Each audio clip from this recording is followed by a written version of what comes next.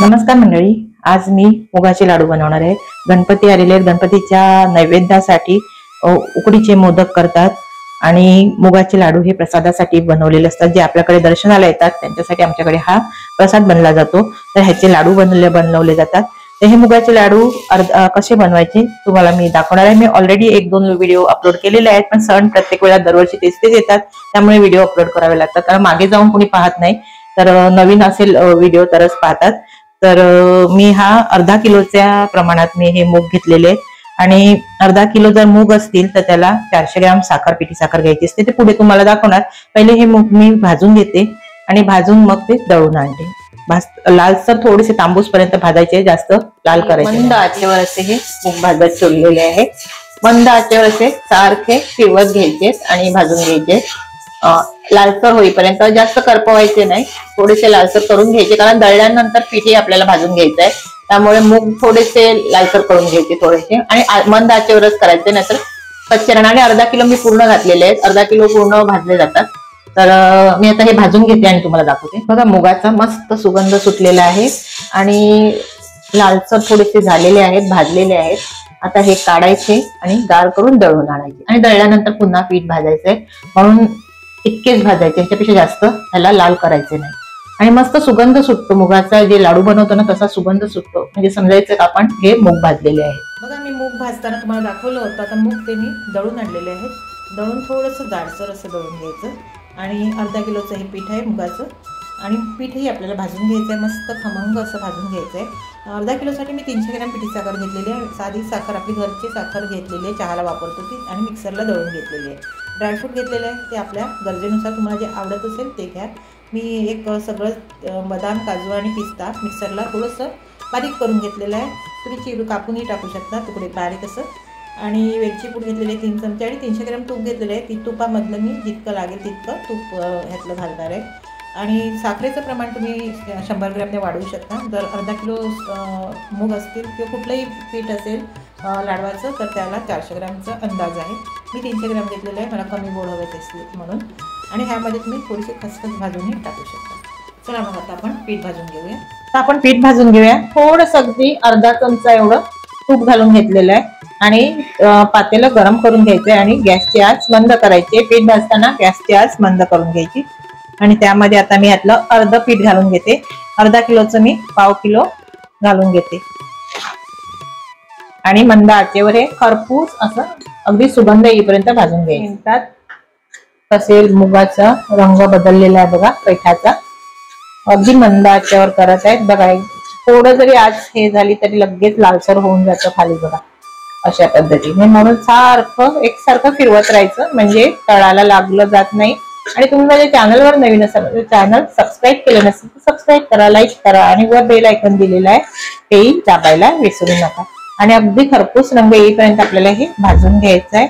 बघा, पीठ मस्त भाजत चाललेलं आहे बघा, रंग किती सुरेख आलेला आहे बघा। जितकं आपण पीठ भाजू तितका लाडवाला टेस्ट चांगली येते बघा। एकदम मस्त तांबूस रंगाला भाजून घ्यायचं। मुगाची डाळीचं पीठ आहे, त्यामुळे ते हिरवं असतं, त्यामुळे ते तांबूस नाही दिसणार, थोडंसं हिरवं दिसणार।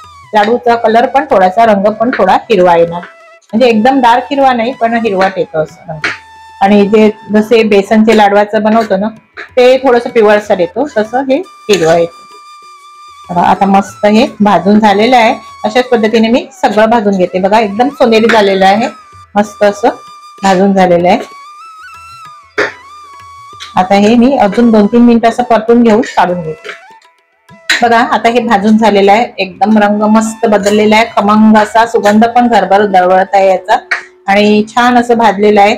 आता मी हे एका परातीमध्ये काढून घेते, आणि सगळं दुसरं मी पीठ भाजून घेते। हे सगळं मी परातीमध्ये काढून गार करून घ्यायचे, म्हणून हे परातीमध्ये, पसरट परातीमध्ये काढून घ्यायचं आणि गार करून घ्यायचं, आणि मगच दुसरे साहित्य घालायचे। ते पुढे तुम्हाला समजेलच। आता मी हे काढून घेते। आता ड्रायफ्रूट भाजून घ्यायचे आहेत। ड्रायफ्रूट बघा, मी असे बारीक करून घेतलेले आहेत। आणि का भाजायचे, तर त्यामध्ये पण मॉइश्चर असतं, ओलावा असतो ड्रायफ्रुट्सना, तर तो असं भाजून थोडासा घालवून घ्यायचा, म्हणजे लाडू पण जास्त दिवस टिकले जातात, आणि ड्रायफ्रूट पण खोमो होत नाही। भाजून ठेवलं ना तर ड्रायफ्रूट खोमो होत नाही। हे भाजून मी पिठामध्येच घालून घेणार आहे, आणि नंतर तूप गरम करून घ्यायचंय। त्याच कढईमध्ये, पातेल्यामध्ये मी तूप घातलेलं आहे। 300 ग्रॅम घेतलेलं, त्यातलं अर्ध घातलं म्हणजे का घातलं तर साखर पण विरघळणार, म्हणून तूप आधीच जास्त घालायचं नाही, नाहीतर लाडूऐवजी पेढे बनली जाते.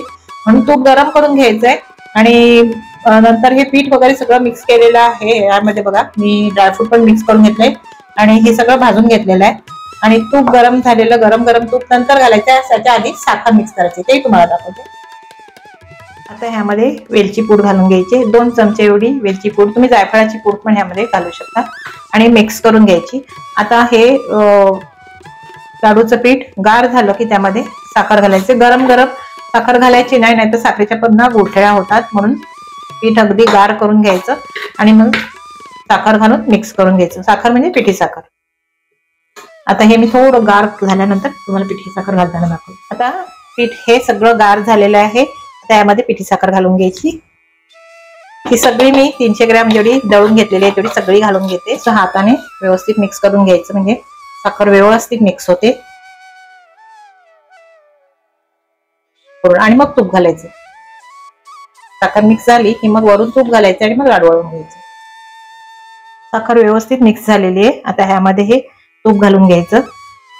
मी 150 ग्रॅम एवढं तूप अगोदर गरम केलेलं आहे, ते घालून घेतलं. आता ह्यामध्ये हे मिक्स करून घ्यायचं व्यवस्थित आणि लागलंच तर पुन्हा गरम करून घालायचं. आणि सुरुवातीला बघायचं किती होते व लाडू वळतात की नाही ते चेक करायचं आणि तेवढ्यामध्ये झालं तर मग नाही घालायचं. आता हे सगळं मी पुन्हा हाताने मिक्स करून घेते.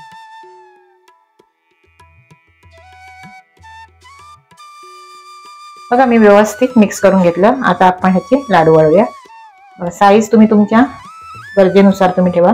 आणि 150 ग्रॅम तूप बस झालं, त्याच्यापेक्षा जास्त तूप घालायचं नाही. जास्त तूप घातलं तर ते पेढे होऊन जाणार. बघा आता हे व्यवस्थित वाळून घ्यायचं आणि वाळतानाच थोडं थोडं तूप सुटलं जातं, कारण साखरेचा पण ओलावा सुटतो, त्यामुळे तूप घालायची गरज नाही लागत, आपोआप ते ओलसर होतात. ते व्यवस्थित असं घट्ट बांधून घ्यायची. बघा मी एका हातानेच करते, मला अशीच सवय आहे, 2 हाताचा मला जमत नाही. त्या पद्धतीने बघा आणि असं थोडंसं हाताने फिरवत राहायचं, की आपोआप त्याला शेप पण येतो आणि त्याला शायनिंग पण छान येते लाडूला. बघा साखरेला आता तुम्हाला लगेचच समजत असेल की आपण असं हाताने फिरवलं की त्याला बघा ओलावा आपोआप बघा कसा सुटलेला आहे. पुन्हा तूप घालायची गरज लागत नाही बघा. आणि मग ते आपोआप घट्ट होऊन राहतात. बघा छान झाला ना, मस्त. असे आता मी सगळे बनवून घेते. मस्त गोल गरगरी तसे लाडू झालेले.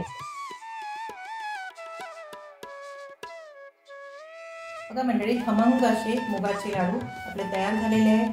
गणपतीच्या नैवेद्याला म्हणा किंवा प्रसादाला म्हणा किंवा आपल्या घरी खाण्यासाठी असे हेल्दी असे लहान मुलांना वगैरे घरच्यांसाठी खूप हेल्दी असे हे मुगाचे लाडू असतात. शरीरासाठी खूप चांगले असतात.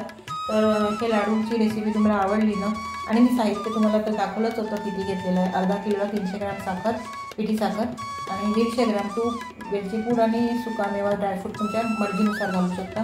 असं हे मुगाचे लाडू रेसिपी तुम्हाला कशी वाटली मला कमेंट्स करून नक्की सांगा. आणि तुम्ही हे लाडू बनवून बघा. मी ह्या लाडूच्या रेसिपी ऑलरेडी अपलोड केलेल्या आहेत, पण जसा सण असतो हा प्रत्येक वर्षी सेमच असतो, त्या पद्धतीने पुन्हा एक नवीन रेसिपी म्हणून टाकावीच लागते.